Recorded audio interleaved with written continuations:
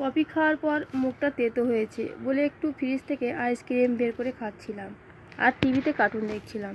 ভাইয়া যে আমার জন্য পরের টেবিলে অপেক্ষা করছে সেটা ভুলেই গিয়েছিলাম। আপু এসে বলল, মিসমি আজ তোর কপালে খারাপ কিছু আছে। সমীর ভাইয়া রুমে তোর জন্য অপেক্ষা করছে। কথাটা শুনেই আমি সব ফেলে এক দৌড়ে রুমের দরজার সামনে দাঁড়ালাম। ভাইয়ার দিকে তাকিয়ে দেখলাম ভাইয়া একবার ঘড়ির দিকে তাকাচ্ছে আর একবার দরজার দিকে তাকাচ্ছে।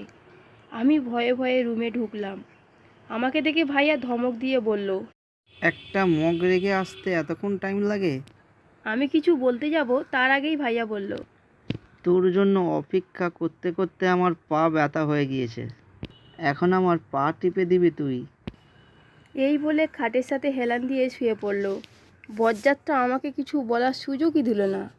আমাকে দাঁড়িয়ে থাকতে দেখে ভাইয়া বলল, তাড়াতাড়ি পা টিপে দে। আমি গিয়ে খাটে বসে পা টিপতে লাগলাম আর ভাইয়া আরাম করে মোবাইলে গেম খেলছে। প্রায় 1 ঘন্টা পর ভাইয়াকে বললাম, ভাইয়া আমার হাত ব্যথা হয়ে গেছে। আমার কথা শুনে ভাইয়া খাট থেকে উঠে চেয়ারে গিয়ে বসলো আর বলল, এখন পড়তে আসো। আমিও গুডগালের মতো চুপচাপ পড়তে বসলাম। অনেকক্ষণ একটা ম্যাথ বোঝানোর পর ভাইয়া আমাকে বলল, এখন এই ম্যাথটা করে দেখা। আমি বললাম, ভাইয়া কাল দেখাবো, আজ হাতটা ব্যথা করছে। আমি তোকে এখনই করতে বলেছি, কাল করতে বলিনি। কোনো কথা না বলে তাড়াতাড়ি কর। আমি হাতের ব্যথা নিয়ে অঙ্কটা করে দেখালাম। তারপর নিজের রুমে চলে গেলাম। রাতে মার ডাকে খাবার টেবিলে গিয়ে বসলাম। খাবার টেবিলে ভাইয়াকে দেখে বললাম, ভাইয়া আজ তুমি তোমাদের বাসায় যাবে না? মা আমাকে ধমক দিয়ে বলল, বাসায় যাবে মানে? তোর ফুপিদের বিয়ের আগে বাসায় যেতে দেব না, তুই জানিস না? আর আমার কোনো ছেলে আছে? বিয়ের সময় ছেলেদের অনেক কাজ থাকে, ওগুলো তো সমীর ভাই করবে। আমি মনে মনে বললাম, তার মানে এখন থেকে দিনরাত 24 ঘন্টা ভাইয়ার অত্যাচার সহ্য করতে হবে। খাওয়া দাওয়া সেরে রুমে এসে ঘুমিয়ে পড়লাম। সকালে ঘুম থেকে উঠে ফ্রেশ হচ্ছিলাম যখন মোবাইলে একটা মেসেজ আসলো। মেসেজ চেক করে দেখলাম ভাইয়া মেসেজ করেছে, আমি অফিসে চলে এসেছি। আমার যেন আজ আসতে না হয়, তাড়াতাড়ি কলেজে যা। শয়তানটা অফিসে গিয়েও আমাকে শান্তিতে থাকতে দেবে না। রেডি হয়ে খেয়ে কলেজে চলে আসলাম। কলেজের ক্যাম্পাসে অনেক দিন পর আমাকে যে ছেলেটা প্রপোজ করেছিল পরের দিন থেকে আর কলেজে আসেনি। আজ তাকে দেখতে পেলাম। তাকে দেখে ডাক দিলাম, কিন্তু আমাকে দেখে ছেলেটা চলে যাচ্ছিল বলে আমি দৌড়ে ছেলেটার সামনে দাঁড়ালাম আর বললাম, কি হলো, আমাকে দেখে চলে যাচ্ছেন কেন? আমার কথা শুনে ছেলেটা হাঁটু গেড়ে বসে বলল, আপু, তোমাকে আমার অনেক আপু ডাকতে ইচ্ছা করে, দিবে কি আমায় আপু ডাকার অধিকার? ছেলেটার কথা শুনে আমি ছেলেটার গালে ঠাস করে থাপ্পড় দিয়ে বললাম, কেন তোর বাড়িতে বোন নেই? রাস্তাঘাটে মেয়ে মানুষ দেখলেই আপু ডাকতে ইচ্ছে করে? এই বলে চলে আসলাম। ক্যান্টিনে গিয়ে বান্ধবীদের সাথে আড্ডা দিয়ে ক্লাসরুমে গিয়ে ক্লাস করলাম। ছুটির পর সোজা বাসায় চলে আসলাম। রুমে ঢুকে ভাইয়াকে আমার রুমে চোখ লাল করে দাঁড়িয়ে থাকতে দেখে অবাক হয়ে গেলাম। আমি ভাইয়াকে বললাম, ভাইয়া তুমি এত তাড়াতাড়ি অফিস থেকে চলে আসলে যে? আমার কথা শুনে ভাইয়া খুব হিংস্রভাবে আমার দিকে তাকালো। আমি ভাইয়ার এমন রূপ দেখে ভয় পেয়ে গেলাম। মনে মনে ভাবতে লাগলাম, আজ আবার কি ভুল করলাম। ভাইয়া যখন আমার কামিজের হাতা টেনে ছিঁড়ে ফেললো তখন আমার ধ্যান ভাঙলো। ভাইয়া রাগীভাবে বলল, তোকে কতবার বলেছি সাদা কালারের কিছু পরবি না? তখন আমি আমার কামিজের দিকে তাকিয়ে দেখলাম সত্যি আমি সাদা কালারের কামিজ পরেছি। এতক্ষণ তো খেয়ালই করিনি। এত বড় ভুল হলো কেমন করে আমার? আমি ভয়ে ভয়ে উত্তর দিলাম, ভাইয়া সকালে তাড়াতাড়ি করতে গিয়ে ভুলে পরে ফেলেছি। প্রমিস করছি এমন ভুল আর হবে না। আমার কথা শুনে ভাইয়া একটু শান্ত হয়ে বলল, তাড়াতাড়ি চেঞ্জ করে আয়। এই বলে চলে গেল। আমি ওয়াশরুমে ঢুকতে ঢুকতে বললাম, সাদা কালারে যদি এতই তোর এনার্জি থাকে তাহলে তুই নিজেই কেন সাদা কালারের শার্ট পরিস? আমার তো সাদা কালারের ফেভারিট। এই যে 1 বছর আগে আমার বার্থডের দিন একটা সাদা কালারের গাউন পরেছিলাম, তারপর থেকে যেন কি হলো ভাইয়া আমাকে আর সাদা কালারের কিছু পরতেই দেয় না। ফ্রেশ হয়ে ঘুমিয়ে পড়লাম। বিকেলে ড্রয়িং রুমে গিয়ে দেখলাম সবাই সেজে গুজে কোথায় যেন যাচ্ছে। আমি একটু অভিমানী স্বরে বললাম, আমাকে রেখে তোমরা সবাই কোথায় যাচ্ছ? ভাইয়া বলল, টিয়ার বিয়ে শপিং করতে যাচ্ছি, তুই গিয়ে কি করবি? আমি বললাম, কেন? আমিও আপুর জন্য কিছু চয়েস করে দিব। ভাইয়া বলল, আর তুই কি চয়েস করে দিবি? তোর যা পছন্দ সেগুলো যদি টিয়ার বিয়ের সময় পরে তাহলে সবাই হাসাহাসি করবে। অনেক বলার পরেও ভাইয়া আমাকে যেতে দেয়নি। আপুর বিয়ে শপিং যে যেতে না পারায় রাগে দুঃখে মোবাইলে গেম খেলছিলাম। ঠিক 20 মিনিট পর ভাইয়া একটা শপিংয়ের প্যাকেট নিয়ে ফিরে এলো। ভাইয়াকে দেখে আমি অবাক হয়ে বললাম, এত তাড়াতাড়ি ফিরে এলে যে? বেশি কথা না বলে এই ড্রেসটি পরে রেডি হয়ে আয়। আমি মনে মনে ভাবলাম হয়তো আমাকে এখন শপিংয়ে নিয়ে যাবে, তাই কথা না বাড়িয়ে রেডি হতে গেলাম। কিন্তু ওয়াশরুমে গিয়ে প্যাকেটটা খুলে সাদা কালারের গাউন দেখে আর এক দফা অবাক হলাম। যে কালারের জন্য আজ আমার সাথে হিংস্র ব্যবহার করলো, এখন সেই কালারের ড্রেসই পরতে বলছে। রেডি হয়ে ভাইয়ার রুমে গেলাম। ওয়াশরুম থেকে শব্দ পেয়ে চিল্লিয়ে বললাম, ভাইয়া তুমি কি ফ্রেশ হচ্ছ? তুই 5 মিনিট অপেক্ষা কর। ভাইয়ার কথা শুনে আমি খাটে গিয়ে বসলাম। ভাইয়ার জন্য অপেক্ষা করছিলাম। হঠাৎ বালিশের কাছে একটা ডায়েরি মনে মনে বললাম, এখানে নিশ্চয়ই ভাইয়ার গার্লফ্রেন্ডের সম্পর্কে কিছু লেখা আছে। এই ভেবে খুশি মনে ডায়েরির প্রথম পাতা খুললাম, কিন্তু কিছু লেখা না দেখে হতাশা নিয়ে দ্বিতীয় পাতা খুলতেই সেখানে দেখতে পেলাম বড় বড় করে লেখা, আমি তো ওকে ভালোবেসে ভুল করিনি। আমি ওর ভালোবাসার মাঝে আসিনি, বরং ওই চলে এসেছে আমার ভালোবাসার মাঝে। পরের পাতা খুলতে যাব, ঠিক সেই সময় ভাইয়া এসে আমার হাত থেকে ডায়েরিটা কেড়ে নিয়ে বলল, কম বিয়াদবি যেন আর কোনোদিন না দেখি। অন্যের ডায়েরি না বলে পড়তে হয় না, তুই জানিস না? আমি আমতা আমতা করে বললাম, সরি ভাইয়া, আর পড়বো না। ভাইয়া বলল, এখন তাড়াতাড়ি গাড়িতে গিয়ে বস। আমি ভাইয়ার কথা শুনে রুম থেকে বেরিয়ে গাড়িতে গিয়ে বসলাম। কিছুক্ষণ পর ভাইয়া এসে গাড়িটা স্টার্ট দিল। আমি একটা জিনিস খুব ভালোভাবে লক্ষ্য করছি, ভাইয়া আমার দিকে ভুলেও একবারও তাকাচ্ছে না। আর ভাইয়ার চোখগুলো অনেক ফুলে আছে। গাড়িটা যখন এয়ারপোর্টের দিকে যাচ্ছিল তখন আমি ভাইয়াকে বললাম, ভাইয়া এদিকে যাচ্ছ কেন? ভাইয়া বলল, তোকে আজ আমেরিকায় পাঠাবো তাই। আমি ভয়ে ভয়ে বললাম, আপুর বিয়ে না খেয়ে আমি কোথাও যাব না। আর আমেরিকা তো আমি আমার বরের সাথে হানিমুনে যাব, এখনই একা যাব না আমি। এই বলে কান্না শুরু করলাম। ভাইয়া আমাকে ধমক দিয়ে বলল, একদম আমার সামনে ন্যাকা কান্না কাঁদবি না। ভাইয়ার ধমক শুনে আমি চুপচাপ হয়ে গেলাম। এয়ারপোর্টে এসে ভাইয়া গাড়ি পার্কিং করলো। আমি মনে মনে ভাবছি, সত্যি কি ভাইয়া আমাকে বিদেশে পাঠিয়ে দেবে? গাড়ি থেকে নামা মাত্রই একটা ছেলে দৌড়ে এসে ভাইয়াকে জড়িয়ে ধরলো। ছেলেটাকে চিনতে বেশি সময় লাগলো না, কারণ ছেলেটা ভাইয়ার বেস্ট ফ্রেন্ড রোদ ভাইয়া। রোদ ভাইয়ার বাবার ব্যবসার কাজে বিদেশে গিয়েছিল 1 বছর আগে, কিন্তু তার তো আর কিছু মাস পর ফেরার কথা ছিল। এত তাড়াতাড়ি ফিরল কেন? রোদ ভাইয়া আমাকে দেখে ভাইয়াকে বলল, থ্যাঙ্কস দোষ, আমার পরীকে এভাবে আনার জন্য। এই বলে এয়ারপোর্টে সবার সামনে হাঁটু গেড়ে আমাকে প্রপোজ করলো। এইসবের আগামাথা কিছুই না বুঝে ভাইয়ার দিকে তাকিয়ে দেখলাম ভাইয়া ইশারায় আমাকে রোদ ভাইয়ার প্রপোজ একসেপ্ট করতে বলেছে। ভাইয়ার ইশারা দেখে মাথা ঠিক রাখতে পারলাম না। ঠাস করে ভাইয়ার গালে একটা চট দিয়ে বসলাম। ভাইয়া অবাক হয়ে চোখে আমার দিকে তাকিয়ে আছে। হয়তো ভাইয়া কাল কল্পনাও করিনি আমি তাকে এভাবে থাপ্পড় মারব। আশেপাশে সবাই তাকিয়ে আছে আমার দিকে, সেদিকে আমার খেয়ালই নেই।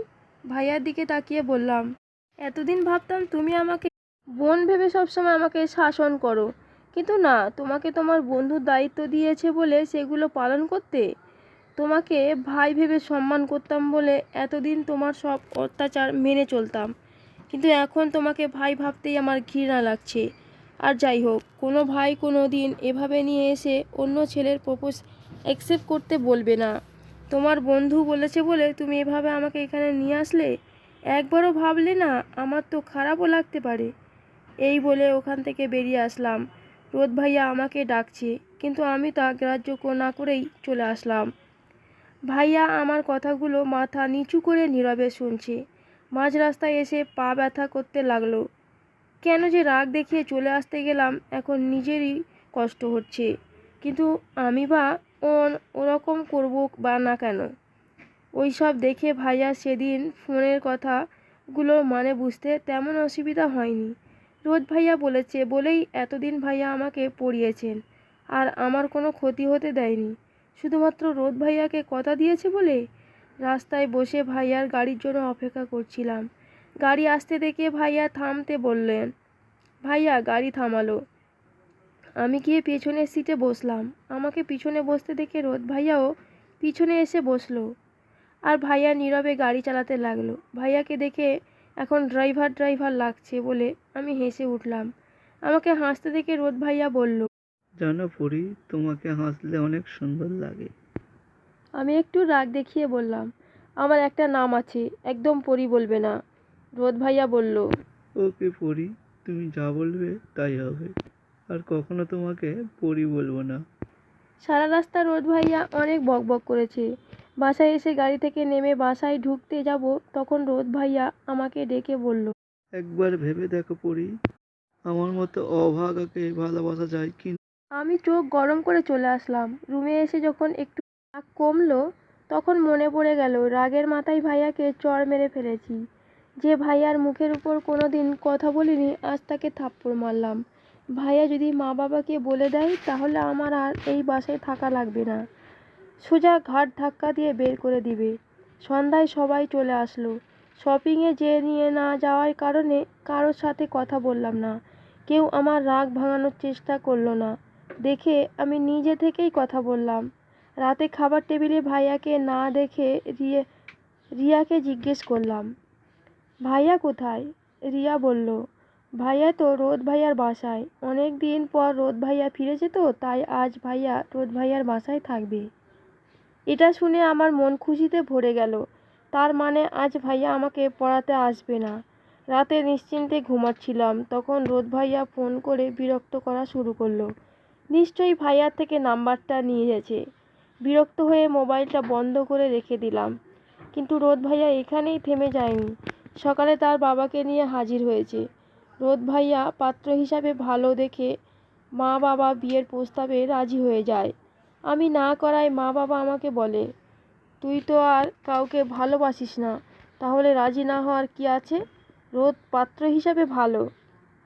আমার কোনো কথা না শুনেই এক প্রকার জোর করেই আমার বিয়ে ঠিক করলো। আপুর যেদিন বিয়ে সেদিনই।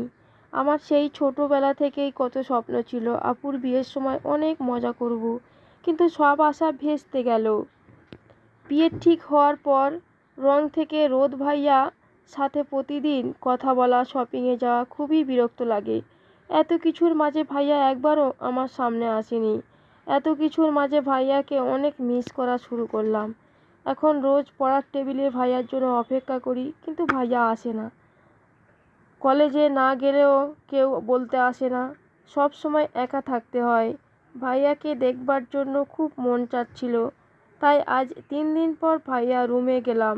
রুমে গিয়ে ভাইয়াকে দেখতে না পেয়ে চলে আসছিলাম, তখন ভাইয়ার সেই ডায়েরিটা চোখে পড়লো। মন খারাপ করে পড়তে লাগলাম, কিন্তু ডায়েরিটা পড়ে আমার চোখে পানি চলে আসলো। ডায়েরি পড়ে এটা বুঝতে পেরেছি, ভাইয়া আমাকে সেই ছোটোবেলা থেকেই ভালোবাসে, আর ভালোবেসেই ছোটোবেলা থেকেই আমাকে সেভ করা আসছে। কিন্তু 1 বছর আগে আমার বার্থডের দিন আমাকে সাদা ড্রেসে দেখে রোদ ভাইয়া আমার উপর ক্রাশ খায়, আর পরে তা ভালোবাসার রূপ নেয়। ভাইয়াকে বলায় তাচ্ছিল্য সত্ত্বেও ভাইয়া খুব আমাকে ভুলে যাওয়ার চেষ্টা করে, কিন্তু ভুলতে পারে না। নিজের ভালোবাসার কথা নিজের মনের কোণে রেখেই ভাইয়া রোদ ভাইয়াকে আমাকে হেল্প করে। নিজেকে আজ বড্ড বোকা মনে হচ্ছে।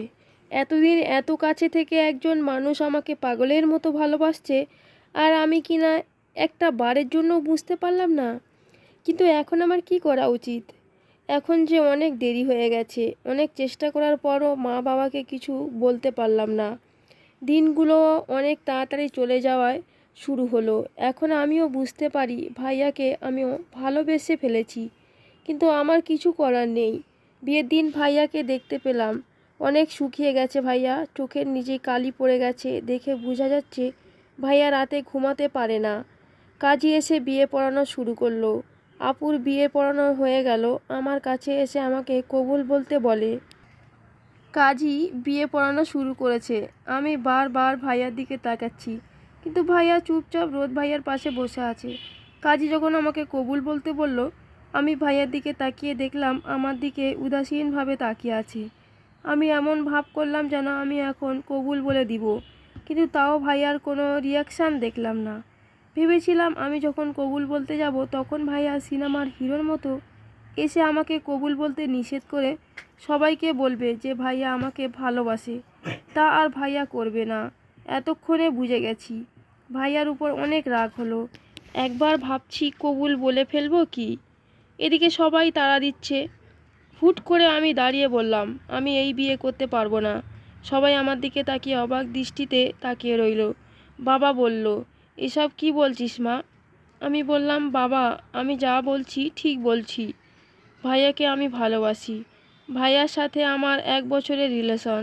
আমার কথা শুনে ভাইয়া চোখ বড় বড় করে আমার দিকে তাকালো। আমি বলা শুরু করলাম, 1 বছর আগে ভাইয়া আমাকে প্রপোজ করে আর আমিও ভাইয়ার ফাঁদে পা দিয়ে ফেলি। তারপর ভাইয়াকে ভালোবেসে ফেলি। কিন্তু যখন তোমরা বিয়ে ঠিক করো তখন ভাইয়া আমার সাথে ব্রেকআপ করে ফেলে। আমি অনেক বুঝিয়েছি ভাইয়াকে, কিন্তু ভাইয়া তখন বলেছিল ভাইয়া নাকি আমার সাথে জাস্ট টাইম পাস করেছে। ভাইয়া আমার পবিত্র ভালোবাসা নিয়ে খেলা করেছে।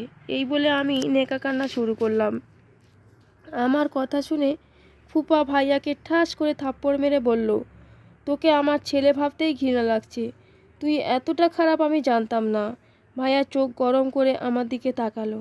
রোদ ভাইয়া গিয়ে ভাইয়াকে বলল, তোকে আমি অনেকবার ভরসা করতাম, তুই যে আমার সাথে বিশ্বাসঘাতকতা করবি আমি ভাবতেই পারছি না। আমি না হয় তোর আপন কেউ না, কিন্তু মিশমি তো তোর আপন ফুফুতো বোন। ওর সাথে বিশ্বাসঘাতকতা করতে পারলি কেমন করে? ভাইয়া কিছু বলতে যাবে তখন আমি ভাইয়ার কানের কাছে আস্তে আস্তে বললাম, ভাইয়া তুমি কোনো বন্ধুর জন্য নিজের ভালোবাসা স্যাক্রিফাইস করতে যাচ্ছিলে যে বন্ধু কিনা অন্যের কথা শুনে তোমাকে ভুল বোঝে। এটা সত্যি কিনা একবার তোমাকে জিজ্ঞেস করার প্রয়োজনও মনে করলো না। আমি স্পষ্ট ভাইয়ার চোখে জল দেখতে পাচ্ছিলাম। সবাই ভাইয়াকে অনেক কথা শোনালো। আমার খারাপ লাগলেও কিছু করার ছিল না, কারণ সত্যি বললে ভাইয়া কোনো না কোনোভাবে রোদ ভাইয়ার সাথে আমার বিয়ে দিয়েই ছাড়তো আর সবাইকে বুঝাতো যে ভাইয়া আমাকে ভালোবাসে না। আমি কান্না করে বিয়েটা ভাঙতে পারলেও ভাইয়াকে বিয়ে করা সম্ভব হতো না। কিন্তু এখন সবাই ভাইয়াকে চাপ দিচ্ছে আমাকে বিয়ে করার জন্য। এক প্রকার চাপে পড়ে বাধ্য হয়ে আমাকে বিয়ে করতে হলো ভাইয়ার। 5 বছর পর মিশমি মিষ্টিকে তাড়াতাড়ি রেডি করে নিজে রেডি হয়ে নিচে আসো। আমি শাড়ির কুচি ঠিক করতে করতে বললাম, আমি পারবো না, তোমার মেয়েকে তুমিই রেডি করে দাও। আমি রেডি করালে তোমার মেয়ের তো আবার পছন্দ হয় না। ভাইয়া আমার দিকে তাকিয়ে হাসতে লাগলো। আমি চোখ গরম করে বললাম, ওরকম বান্দরের মতো করে হাসছো কেন? ভাইয়া বলল, তুই শাড়ি পরতে গেলি কোন দুঃখে? যেটা পরতে পারিস না সেটা পরতে যাস কেন? এই বলে ভাইয়া আমাকে শাড়ি পরিয়ে দিতে লাগলো। আমি এখনও ভালোভাবে শাড়ি পরতে পারি না বলে ভাইয়া আমাকে কথা শোনায়। তবে এখন আমাদের মাঝে ভালোবাসা অনেক বেড়ে গেছে। বিয়ের পর একমাত্র ভাইয়া আমার সাথে কথা বলেনি। আমি অবশ্য বিয়ের পরের দিন সবাইকে সব সত্যি বলে দিয়েছিলাম। সব জানার পর রোদ ভাইয়ার কাছে ক্ষমা চেয়েছিল। আর এখন তাদের বন্ধুত্ব অনেক ভালো হয়ে গেছে। আজ রিয়ার সাথে রোদ ভাইয়ার বিয়ে। বিয়েটা পারিবারিকভাবেই হচ্ছে। আমাদের 4 বছরের একটা মেয়ে আছে। মেয়েটা একদম বাবার মতো হয়েছে। আজ পর্যন্ত আমার কোনো কাজের প্রশংসা করেনি, সব সময় ভুল ধরে। শাড়ি পরানো হয়ে গেছে। তখন আমি ভাইয়াকে কিছু একটা বলতে যাব, তখন তার আগেই মিষ্টি চলে আসলো। দেখে বললাম, ধন্যবাদ। মিষ্টির সামনে আমি কখনো ভাইয়াকে ভাইয়া বলছি না, কারণ ভাইয়া বললেই মিষ্টি আমাকে ফুপি ডাকা শুরু করে। কারণ জিজ্ঞেস করাতে বলে, তুমি পাপাকে ভাইয়া বললে কেন? পাপাকে যারা ভাইয়া বলে তারা তো পাপার বোন, আর পাপার বোন তো আমার ফুপিই লাগে। আমি জানি এটা ভাইয়া শিখিয়েছে মিষ্টিকে। নিজের মেয়ের মুখে ফুপি শুনতে ভালো লাগে না দেখে ওর সামনে কখনো ভাইয়া বলিনি। মিষ্টিকে ভাইয়া রেডি করে দিতে লাগলো আর খাটে বসে বাবা মেয়ের কাণ্ড দেখতে লাগলাম আমি। গল্পটি যদি ভালো লাগে একটি লাইক, কমেন্ট এবং শেয়ার, সাবস্ক্রাইব করে আমাদের সাথেই থাকবেন। ধন্যবাদ সবাইকে।